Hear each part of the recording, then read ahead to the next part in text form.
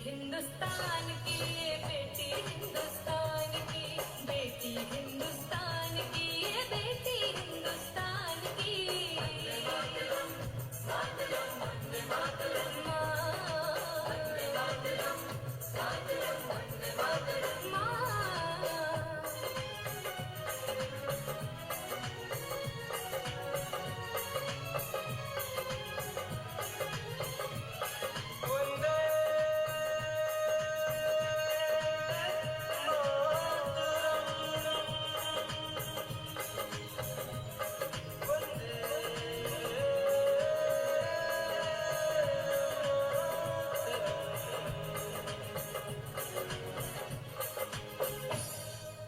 Municipal girls inter college Kashmiri मोहल्ले की छात्राएं और अमीनाबाद इंटर कॉलेज के विद्यार्थियों द्वारा प्रस्तुत ये गीत, बहुत बहुत धन्यवाद। और अब मैं अनुरोध करूंगा महापौर महोदया से कृपया माननीय मुख्यमंत्री महोदय का स्वागत और अभिनंदन करें। आज के इस कार्यक्रम में माननीय मुख्यमंत्री महोदय पधारे हैं। महापौर महोदया कृपया उनका स्वागत करें। आपकी तालियां बहुत हल्की हैं मित्रों। माननीय मुख्यमंत्री महोदय के स्वागत में करतल ध्वनि के साथ बहुत बहुत धन्यवाद। मित्रों, आज हम सब बहादुर भारतीय सेना की विजय का उत्सव मनाने के लिए इस कारगिल शहीद स्मृति वाटिका में एकत्रित हुए हैं। याद रहे कि आज से 26 साल पहले आज ही के दिन जम्मू कश्मीर के करगिल और द्रास सेक्टर में भारत की सेनाओं ने दुश्मनों को पराजित कर ऑपरेशन विजय को सफलतापूर्वक पूरा किया था। और तब से हर वर्ष आज के पवित्र दिन हम बहादुर जवानों की वीरता को नमन करते हुए उन्हें अपनी श्रद्धांजलि अर्पित करते हैं। अब लखनऊ नगर निगम द्वारा आयोजित आन बान और शान के इस उत्सव में मैं लखनऊ की महापौर श्रीमती सुषमा खरकवाल जी को उनके स्वागत भाषण के लिए आमंत्रित करता हूं।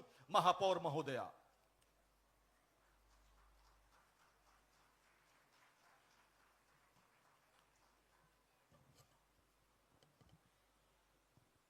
भारत माता की, भारत माता की। आज कारगिल विजय दिवस के इस पुण्य अवसर पर सबसे पहले मैं उन वीर शहीदों के परिवारजनों को हृदय की गहराइयों से नमन, वंदन और सादर प्रणाम करती हूँ, जिनके स्वजन ने राष्ट्र को की रक्षा के लिए अपना सर्वोच्च अर्पित कर दिया है। आपकी उपस्थिति हम सब के लिए गौरव का विषय है और आपके त्याग व बलिदान को शब्दों में समेट पाना असंभव है। आप ही हमारे सच्चे राष्ट्र नायक हैं।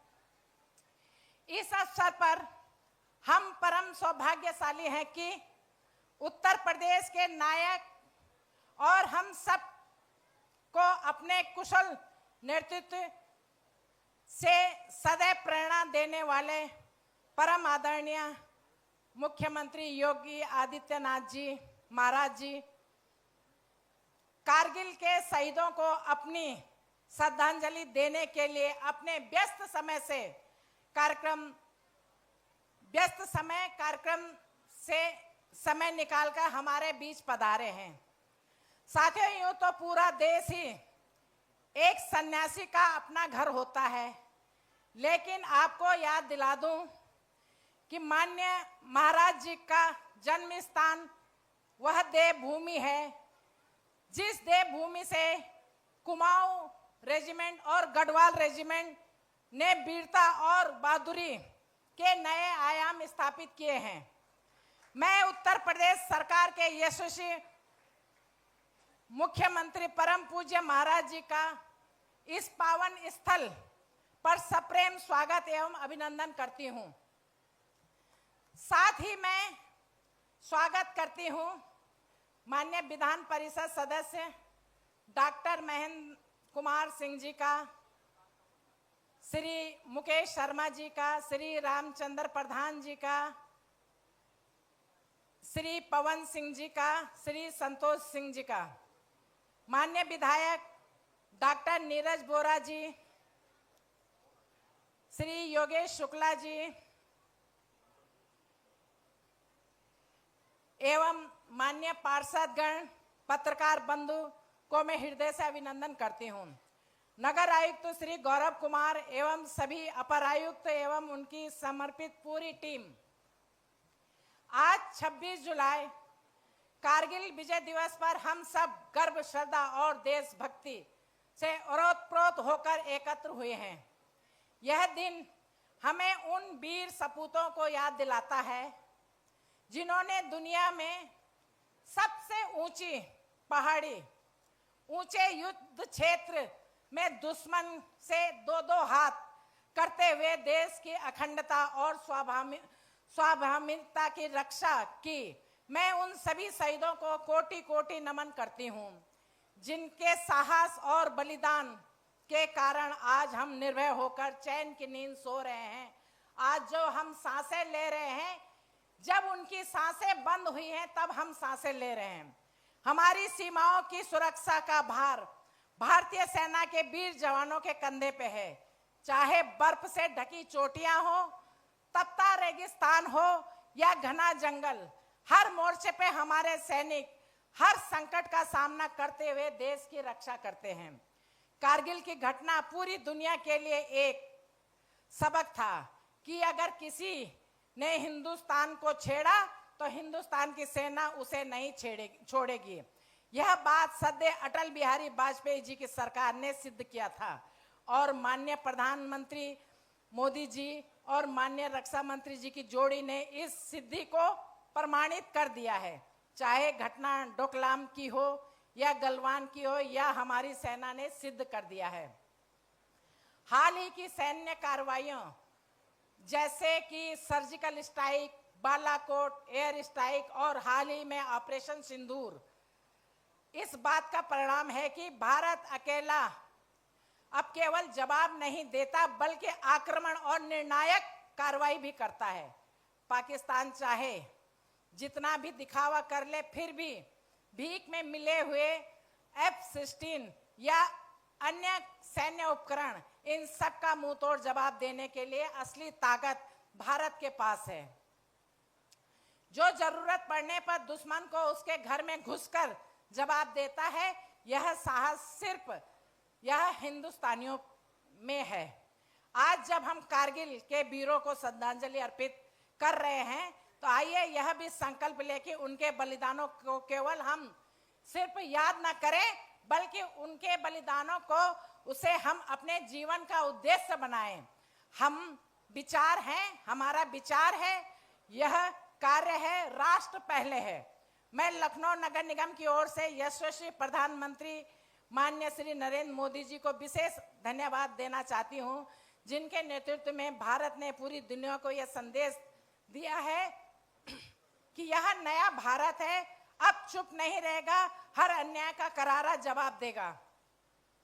हमें यह भी सौभाग्य प्राप्त है कि लखनऊ के सांसद माननीय रक्षा मंत्री श्री राजनाथ सिंह जी के हाथों में है, जिन्होंने भारतीय सेना को मजबूती देने और सैनिकों के सम्मान के लिए ऐतिहासिक कदम उठाया है। अभी हाल ही में ऑपरेशन सिंदूर का कमान उन्होंने हमारी ही 2 बेटियों को दिया है। साथ ही लोकप्रिय मुख्यमंत्री माननीय महाराज जी ने प्रदेश में शासन को राष्ट्रभक्ति के साथ भावना को जोड़ा है। उनके नेतृत्व में प्रदेश में कानून व्यवस्था को सख्ती से लागू किया गया। विशेषकर बेटियों की सुरक्षा को सर्वोच्च प्राथमिकता दी गई है। बेटियां को भय मुक्त और सशक्त समाज देना सरकार की प्राथमिक जिम्मेदारी है। सेना मिसाल है, देशभक्ति, वीरता और देश प्रेम की हर सभी को इसकी प्रेरणा लेनी चाहिए और यह बात हम सभी अपनी अगली पीढ़ी को बताएं। बलिदान तुम्हारा यह देश कभी न भूल पाएगा, याद करेगा तुमको और वंदे मातरम गाएगा। देश में तुम एक नई ऊर्जा का बीज बो गए, फिर से वीर भारत माता के शहीद हो गए। जय हिंद, जय भारत। कारगिल के अमर शहीदों को सत सत प्रणाम। भारत माता की। बहुत बहुत धन्यवाद महापौर महोदया। और मित्रों, अब समय है भारत के उन वीर सपूतों के बलिदान को याद करने का और उनके परिवारीजनों को सम्मानित करने का, जिन्होंने अपने अदम्य साहस और निडरता का प्रदर्शन करते हुए तिरंगे को झुकने न दिया।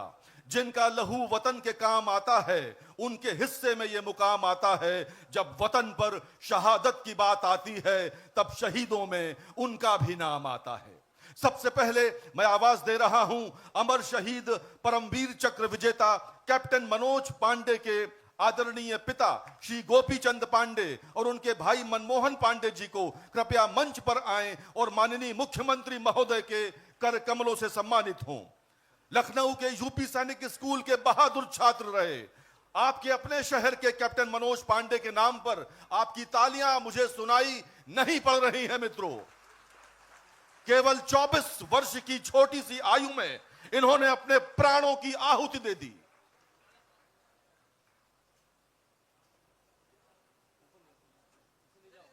श्री गोपी चंद पांडे जी कैप्टन मनोज पांडे के गौरव से भरे हुए पिता, गर्व से भरे हुए पिता इस समय मंच पर हैं। गौरवमयी क्षण है हम सबके लिए।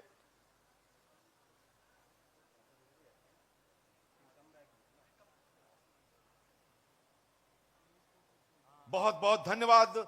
और अब लांस नायक केवलानंद द्विवेदी की पत्नी श्रीमती कमला देवी कृपया मंच पर आएंगी। आप ये जानकर दांतों तले उंगली दबा लेंगे कि कारगिल युद्ध में देश की सीमाओं की रक्षा करने के लिए लांस नायक केवलानंद द्विवेदी अपनी बीमार पत्नी को घर पर छोड़कर युद्ध क्षेत्र में दुश्मनों से मुकाबला करते हुए शहीद हो गए मित्रों। ऐसे अमर शहीद केवलानंद द्विवेदी जी की पत्नी श्रीमती कमला देवी जी मंच पर आ रही हैं।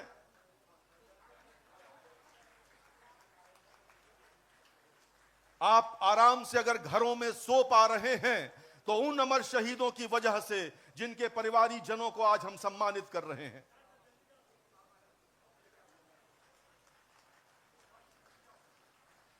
और अब राइफलमैन सुनील जंग महत, उनकी बड़ी बहन श्रीजना प्रधान जी कृपया मंच पर आएं।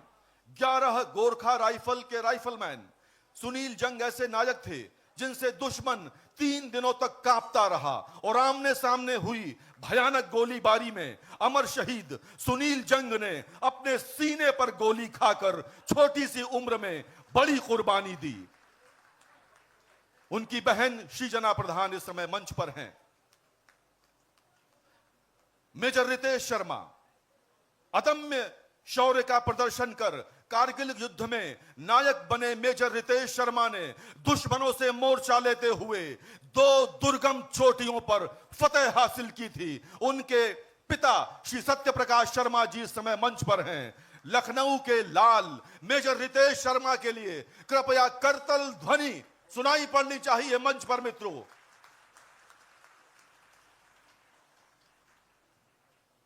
बहुत बहुत धन्यवाद माननीय मुख्यमंत्री महोदय। अंग्रेजी की कहावत है, when you go home tell them of us that for their tomorrow we gave our today. नमन, जय हिंद। देवियों और सज्जनों, कारगिल विजय दिवस के अवसर पर आयोजित इस भावपूर्ण कार्यक्रम में अब मैं उत्तर प्रदेश के लोकप्रिय मुख्यमंत्री आदरणीय योगी आदित्यनाथ जी को उनके आशीर्वचन हेतु आमंत्रित करता हूं। सिर्फ एक बात कह के, भारत माता की, भारत माता की, भारत माता की।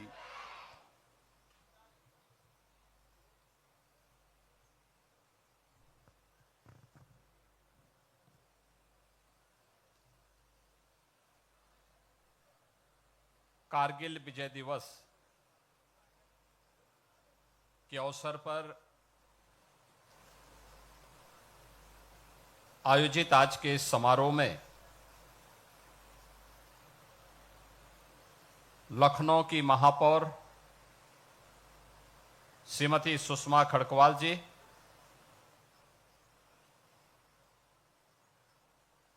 विधान परिषद के माननीय सदस्य और पूर्व मंत्री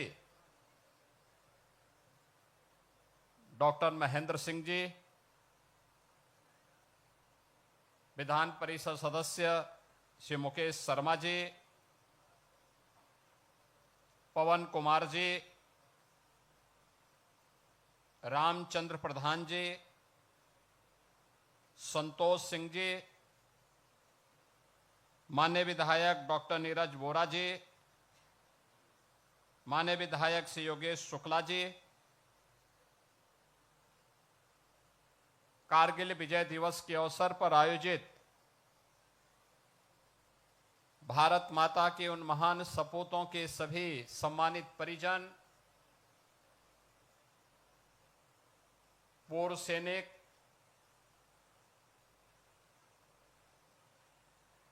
समाज के विभिन्न तबकों से जुड़े हुए सभी संभ्रांत नागरिकगण और उपस्थित बहन और भाइयों, पूरा देश भारत माता के महान सपूतों के शौर्य और पराक्रम के प्रतीक कारगिल विजय दिवस के अवसर पर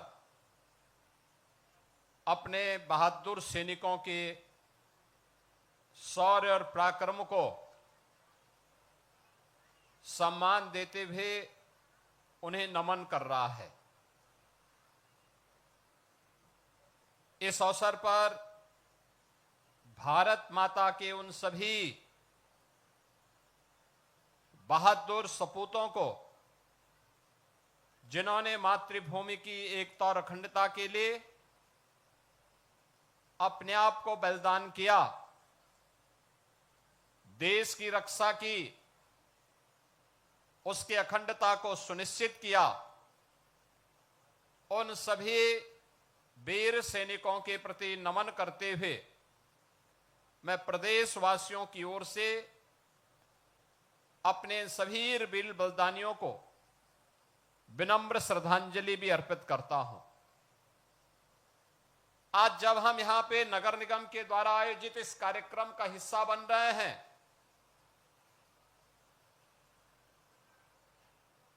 तो हमारे लिए ये दोहरी खुशी का क्षण भी है।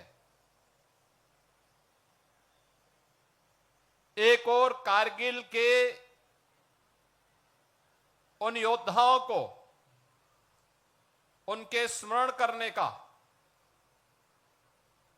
उनकी स्मृतियों को जीवंत बनाए रखने के लिए उनके परिवारजनों को सम्मान देने का, और दूसरी तरफ लखनऊ नगर निगम को प्रधानमंत्री मोदी जी के स्वच्छता सर्वेक्षण में ऑल इंडिया रैंकिंग में तीसरा स्थान प्राप्त हुआ है। इसके लिए भी मैं लखनऊ नगर निगम और लखनऊ वासियों को विशेष रूप से हृदय से अभिनंदन करता हूं, बधाई देता हूं। ये उपलब्धियां अचानक नहीं आती हैं। इस उपलब्धि के लिए परिश्रम करना पड़ता है। जो युद्ध लड़े गए ही नहीं, चुनौती स्वीकार ही नहीं करेगा, प्लान का रास्ता अपनाएगा, वह कभी सफलता प्राप्त नहीं कर सकता, वह विजय का वर्ण नहीं कर सकता। विजय का वर्ण वही करेगा जो चुनौतियों को से जूझेगा, चुनौतियों का सामना करेगा। प्लानवादी नहीं,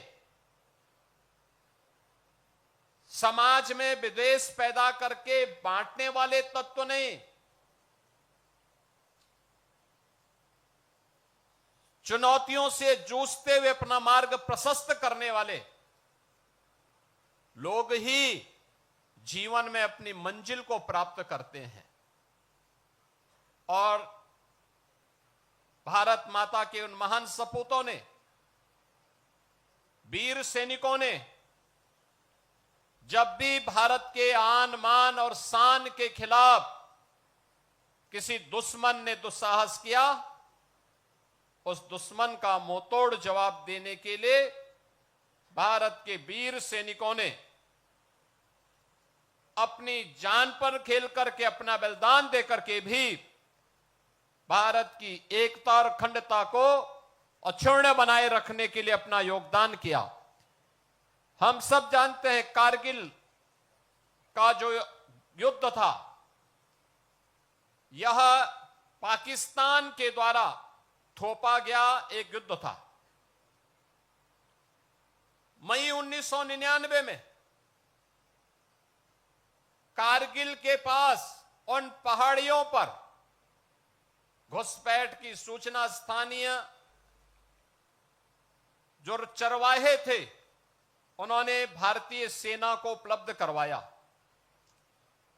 भारतीय सेना ने इसके लिए देश की तत्कालीन सरकार को अवगत कराया और उसके बाद चेतावनी के बाद भी जब उन लोगों ने हमला करना प्रारंभ किया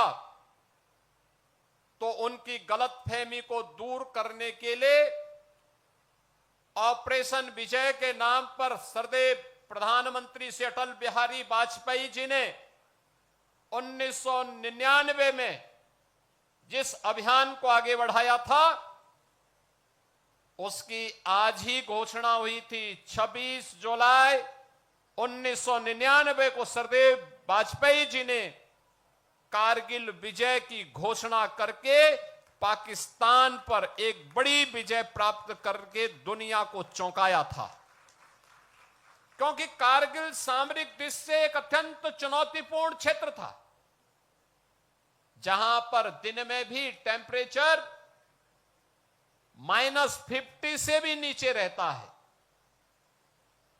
पाकिस्तान ऊपर था, भारत के सैनिक नीचे थे, लेकिन भारत के सेना के शौर्य और पराक्रम के सामने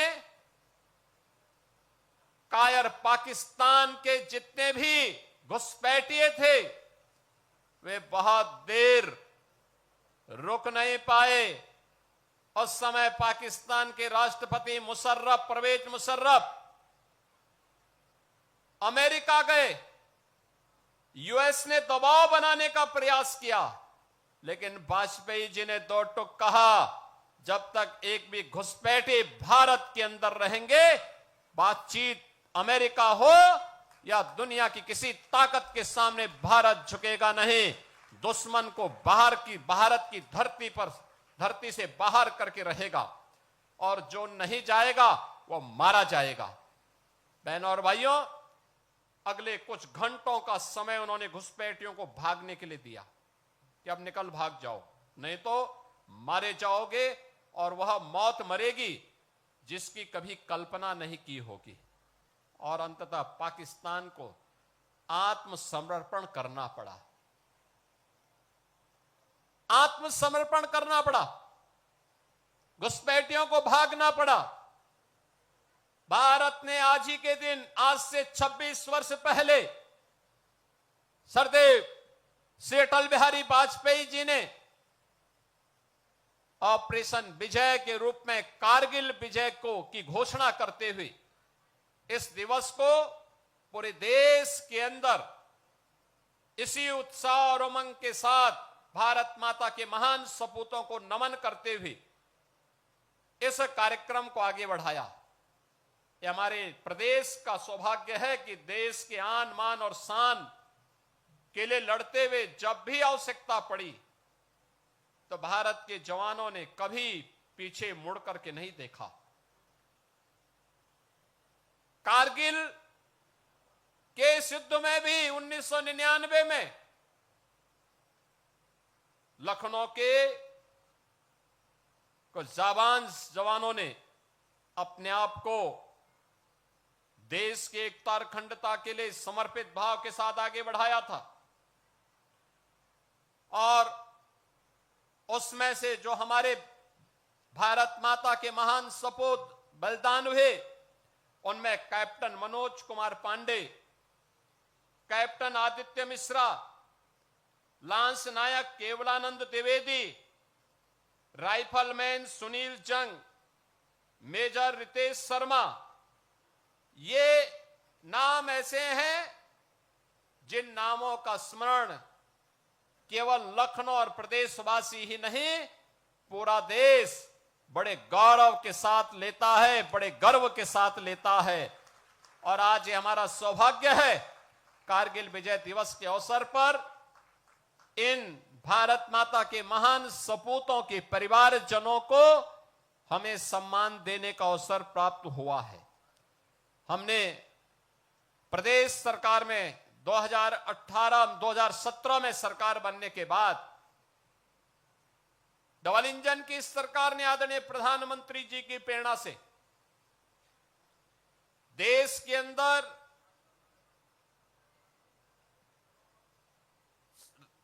बाह्य सुरक्षा हो या आंतरिक सुरक्षा के लिए बलिदान होने वाले सैनिकों के परिजनों के लिए, शहीद परिवारों के लिए राज्य सरकार ने अपने स्तर पर घोषणाएं प्रारंभ की। अगर कोई जवान देश की सीमाओं की रक्षा करते हुए आंतरिक सुरक्षा की स्थिति को बनाए रखने के लिए कहीं बलिदान होता है तो राज्य सरकार अपने स्तर पर उस परिवार को 50 लाख रुपए की सहायता अलग से देती है। परिवार के एक सदस्य को उत्तर प्रदेश सरकार की नौकरी में भी स्थान देती है, नौकरी देती है और उनके स्मारक को उनकी जन्मभूमि या उनकी कर्मभूमि जहां पर परिवार के लोग सहमत होते हैं वहां पर उसे स्थापित करने के लिए अपना योगदान देती है। प्रदेश सरकार अपने वीर सैनिकों के प्रति यूनिफॉर्म धारण करने वाले उन सभी जवानों के प्रति सदैव सम्मान का भाव रखते हुए उनके योगदान को स्मरण करती है और उनकी सेवाओं के प्रति वर्तमान और भावी पीढ़ी के सामने एक नई प्रेरणा प्रस्तुत करने का कार्यक्रम भी आयोजित करती है। आज का ये कार्यक्रम उसी प्रेरणा का हिस्सा है। मैं धन्यवाद दूंगा लखनऊ नगर निगम को जो प्रतिवर्ष कारगिल विजय दिवस के इस कार्यक्रम को कारगिल के इन वीर सैनिकों के सम्मान के साथ जोड़ते हुए, राष्ट्रीय स्वाभिमान के साथ जोड़ते हुए इस कार्यक्रम को यहां पर आयोजित करती है। बहनों और भाइयों, आपने भारत के सैनिकों के शौर्य पराक्रम को देखा। 1948 में भारत पर थोपे गए पाकिस्तान के पहले युद्ध के दौरान हम में से कोई भी व्यक्ति उसको देखा नहीं होगा। 1965 को भी हमने नहीं देखा होगा, 1971 को भी नहीं देखा होगा, लेकिन बहुत सारे ऐसे लोग होंगे, सैनिक होंगे जो 1971 और 1965 की लड़ाई लड़े होंगे। बहुत सारे हमारे आसपास ऐसे जवान होंगे जिन्होंने इन सभी युद्धों में जिनका बलिदान हुआ होगा, उनकी स्मृतियां आज भी हमारे सामने हैं। और इसलिए सरकार ने भी तय किया है कि हर जनपद में भी वीर सैनिकों के इसी प्रकार के युद्ध के स्मारक और उनके बलिदान के स्मारक बनने चाहिए, जिससे वर्तमान पीढ़ी एक नई प्रेरणा प्राप्त कर सके। ये सामूहिक रूप से कार्यक्रम आयोजित होने चाहिए, जैसे कार्यक्रम आज लखनऊ में आयोजित हो रहा है। एक और सरकार के स्तर पर प्रयास उन्हें अधिक से अधिक सैनिकों के प्रति सम्मान का भाव व्यक्त करते हुए हमारी सरकार ने तय किया है कि अग्निवीर के रूप में जो जवान देश की सेनाओं में अपना योगदान दे रहे हैं, जब वह जवान रिटायर होकर के आएगा, उत्तर प्रदेश पुलिस बल में हम ऐसे जवानों को 20% आरक्षण की व्यवस्था कर रहे हैं। उन सभी जवानों के लिए 20% आरक्षण उत्तर प्रदेश पुलिस बल में हम लोगों के द्वारा उपलब्ध करवाने की कार्रवाई को भी आगे बढ़ाया गया है। बहनों और भाइयों, हमें ध्यान रखना होगा, राष्ट्र की एकता और अखंडता सदैव बलिदान मांगती है। हमें हर हाल में, हर कीमत पर राष्ट्र की एकता और अखंडता को बनाए रखने के लिए अपना योगदान देना होगा। आज अगर हम चैन से सो पाते हैं, समृद्धि के मार्ग पर आगे बढ़ पाते हैं, विकास के इन नए नए आयामों का लाभ ले पाते हैं, आधुनिक सुविधाओं से अगर हम लोग आज के दिन पर लाभान्वित हो पा रहे हैं, तो इसका कारण है क्योंकि भारत के वीर जवान भारत की सीमा में सम और विषम परिस्थितियों का सामना करते हुए देश की सीमाओं की रक्षा कर रहे हैं। उनके द्वारा किए जाने वाले योगदान के कारण हम देश के अंदर प्रगति के इस लाभ को अपनी आंखों से देख पा रहे हैं। एक तरफ बढ़ता हुआ भारत, एक नई ताकत के रूप में उभरता हुआ भारत, नए अपने शौर्य और पराक्रम के लिए देश और दुनिया के अंदर अपना लोहा मनाने वाला भारत। ऑपरेशन सिंदूर के माध्यम से भी आपने भारत के शौर्य और पराक्रम को देखा होगा। आपने देखा होगा जिस पाकिस्तान ने और उसके प्रेरित आतंकवाद ने पुलवामा में निर्दोष तीर्थ यात्रियों को अपना शिकार बनाया था, उन्होंने 22 ऐसे जवानों को, ऐसे तीर्थ यात्रियों को अपना शिकार बनाया था। उस पाकिस्तान को सबक सिखाने में भारत के बहादुर जवानों को और भारत की सेना को 22 मिनट भी नहीं लगे। पाकिस्तान के आतंकी कैंपों को तहस नहस कर दिया। प्रधानमंत्री मोदी जी ने यही कहा था कि पुलवामा में जिसने भी दुस्साहस किया उसको इसकी कीमत चुकानी पड़ेगी। और फिर आपने देखा होगा इस बार भी पाकिस्तान चिल्ला चिल्ला के अमेरिका के पास पहुंच गया था। भारत एक मोर्चे पर कई देशों से लड़ रहा था, कहीं तुर्की के द्वारा, कहीं चीन के द्वारा और कहीं दुनिया के अन्य देशों के द्वारा भी उसे सहायता दी जा रही थी।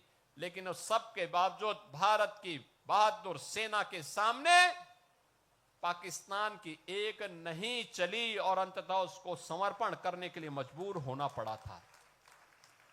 ये बहादुर सैनिकों के नाते, और इसलिए यूनिफॉर्म के प्रति सम्मान का भाव हर भारत का दायित्व बनता है, हर भारतवासी का दायित्व बनता है। एक तरफ यह सम्मान का भाव, दूसरी तरफ अगर हमें विकसित भारत के सपने को साकार करना है तो उन षड्यंत्रों से हमें हमेशा सावधान होना होगा जो षड्यंत्र हमें बांटने का काम कर रहे हैं, जाति के नाम पर, क्षेत्र के नाम पर, भाषा के नाम पर। याद रखना, बल, बुद्धि और विद्या में भारत कभी इतिहास के किसी भी कालखंड में कभी कमजोर नहीं रहा, कभी कमजोर नहीं रहा। किसी बात की कोई कमी भारत के अंदर कभी नहीं थी।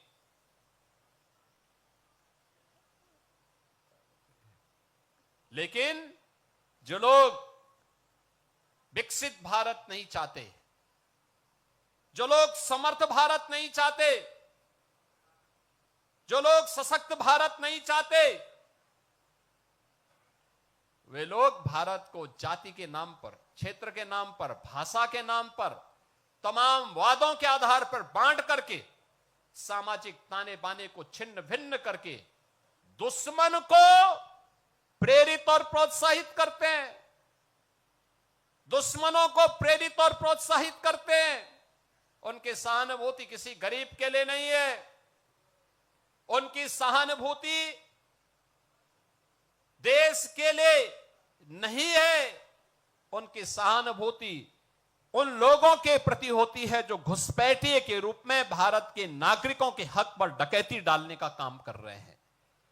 ये दृश्य आज देख रहे होंगे, ये दृश्य आज भी आप देख रहे होंगे।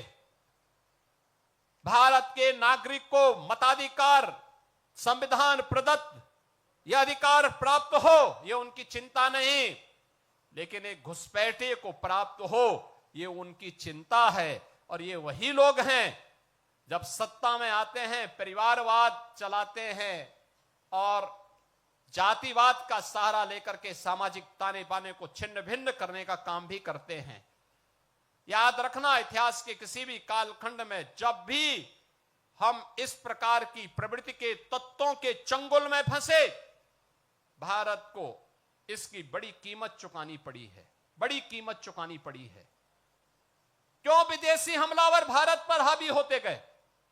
ऐसा नहीं कि हमारे पास योद्धाओं की कमी रही हो, हमारे पास बल या बुद्धि या वैभव की कमी किसी स्तर पर रही हो। भारत गुलाम हुआ इसलिए क्योंकि एक ऐसी उस समय कुछ ऐसी ताकतें थी जो बांट रही थी, जैसे आज कुछ राजनीतिक दल फिर बांटने का काम कर रहे हैं। ये विभाजन हमारी कमजोरी का कारण था। इस विभाजन से फिर से बचने की आवश्यकता है। एक भारत श्रेष्ठ भारत के रूप में हमें एक समर्थ और सशक्त भारत के लिए, एक आत्मनिर्भर और विकसित भारत की संकल्पना को साकार करने के लिए आगे बढ़ना होगा, एकजुट होना होगा। कारगिल विजय दिवस का संदेश यही है, जिन वीर सैनिकों ने अपना बलिदान दिया है उनकी प्रेरणा यही है कि हम एक भारत और श्रेष्ठ भारत के माध्यम से ही एक सशक्त और समर्थ भारत की परिकल्पना को साकार कर सकते हैं। आज के इस अवसर पर मैं भारत माता के उन सभी सपूतों को, जिन्होंने विभिन्न युद्धों में देश की सीमाओं की रक्षा करके भारत की अखंडता को सुनिश्चित किया, आंतरिक सुरक्षा को बनाए रखने के लिए अपने आप को बलिदान दिया, उन सभी वीर जवानों को मैं विनम्र श्रद्धांजलि अर्पित करते हुए उनकी स्मृतियों को नमन करता हूं। भारत माता के जो हमारे बहादुर जवान, जिन्हें लखनऊ की धरती को पैदा करने या लखनऊ को अपनी जन्मभूमि और कर्मभूमि के रूप में जिन्होंने स्वीकार किया, ऐसे captain Manoj Kumar Pandey, captain Aditya Mishra, lance Naik Kewalanand Dwivedi, rifleman Sunil Jung, major Ritesh Sharma, इन सब की स्मृतियों को नमन करते हुए मैं इन्हें विनम्र श्रद्धांजलि अर्पित करता हूं। उनके परिवारजनों के प्रति अपना सम्मान व्यक्त करते हुए आप सभी से आह्वान करूंगा कि सैनिकों के प्रति जो भी सम्मान, सर्वोच्च सम्मान हो सकता है, वह सम्मान का भाव हमारे मन में सदैव रहना चाहिए। इस विश्वास के साथ आप सबके प्रति भी मैं अपनी शुभकामनाएं देता हूं। धन्यवाद। जय हिंद। बहुत बहुत धन्यवाद मुख्यमंत्री महोदय। मुख में वंदे मातरम है, मुख में वंदे मातरम है, तन में वंदे मातरम, नारियों के रक्त में बहता है वंदे मातरम। खंजरे कातिल भले ही कत्ल कर देना हमें, चीख भी निकलेगी तो निकलेगी वंदे मातरम। और अब मैं नगर आयुक्त महोदय को धन्यवाद ज्ञापन के लिए आमंत्रित करता हूं, कृपया पधारें।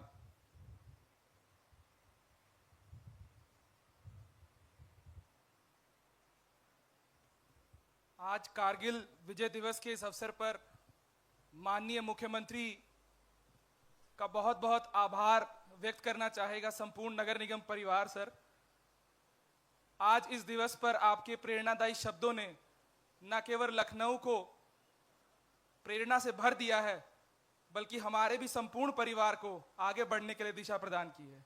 बहुत बहुत आभार सर। कृपया राष्ट्रगान के लिए अपने स्थान पर खड़े हो जाएं आप सब। राष्ट्रगान होगा, पीएससी बैंड।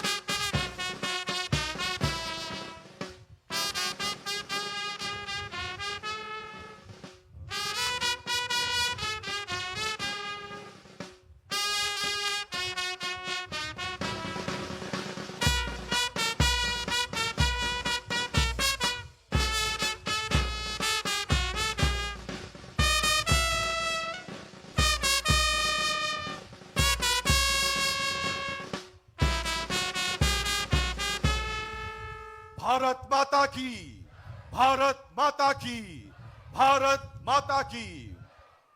मित्रों, आप सब कृपया अपने स्थान पर बैठें।